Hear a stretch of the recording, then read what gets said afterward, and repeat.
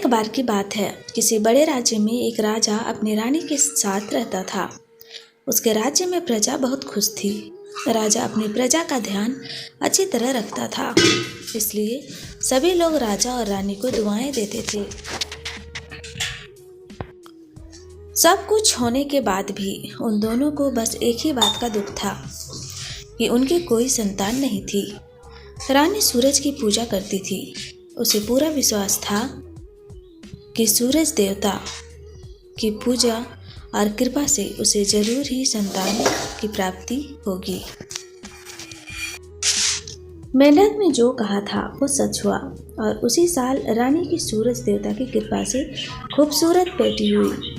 रानी को सूरज देवता के आशीर्वाद से बेटी प्राप्त हुई थी, इसलिए उसका नाम सनशाइन रखा गया।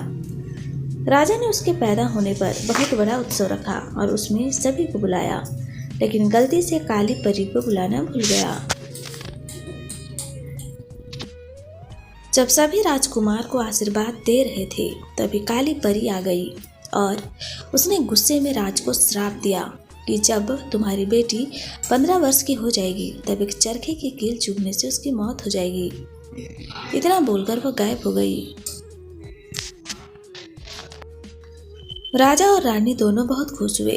उनको दुखी देखकर सफेद परी ने उसको सांत्वना देते हुए कहा कि चिंता मत करो, मैं इस श्राप को रोक तो नहीं सकती, लेकिन इसे कम कर सकती हूँ। सफेद परी ने कहा कि कील चुभने से यह 100 साल के लिए सो गई, साथ ही पूरी प्रजा और आप भी सो जाओगे। लेकिन जब कोई सुंदर राजकुमारी उसे देखेगा तो चूमेगा तो वो पहले जैसी हो जाएगी। इतना बोलकर परी गायब हो गई। धीरे धीरे समय बीतने लगा। राजकुमारी बड़ी होने लगी। वह समय भी आ गया जब राजकुमारी 15 साल की होने लगी थी। तभी राजा और रानी को किसी काम से राज्य के बाहर जाना पड़ा। वे एक दासी के भरोसे राजकुमारी को छोड़कर चले गए। तो खाने में सोती हुई मिली।